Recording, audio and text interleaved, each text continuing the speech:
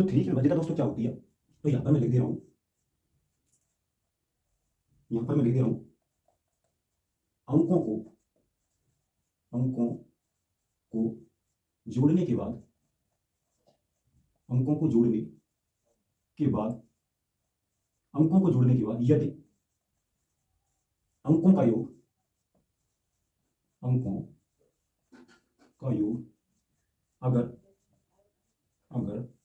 3 से विभाजित हो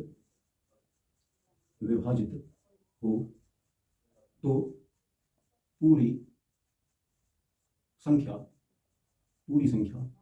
3 से विभाजित होगी,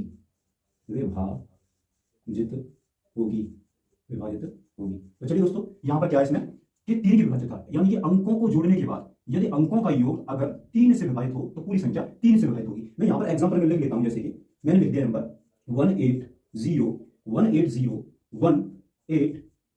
अब मैं इनको ऐड करूंगा यहां पर, तो कितना हो गया 1 + 8 + 0 + 1 + 8। अब मैं इनको ऐड करूंगा तो कितना हो गया 8 और 1 हो गया हमारा 9, 9 और 0 9 और प्लस के 1 10, और ये कितना हो गया हमारा, कितना हो गया 8 और 1 9 और 8 और 1 9, यानी कि सारे ऐड कितना हो गया हमारा 18 हो गया दोस्तों, 18। अब मैं इस 18 को 3 से डिवाइड करूंगा तो ये कट गया हमारा 6 बार, 6 बार में जाएगा ये हमारा, तो ये हमारी संख्या जब ये पूरा कट गया तो ये संख्या हमारी 3 से विभाजित होगी। दूसरा एग्जांपल ले लेते हैं, यहाँ पर दूसरा एग्जांपल ले लेते हैं 609,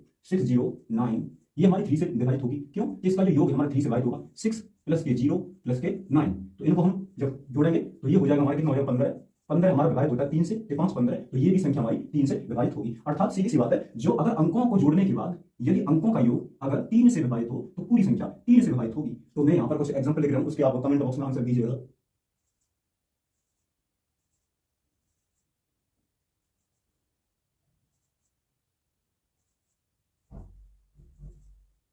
तो इनके आप कमेंट बॉक्स में आंसर दीजिएगा,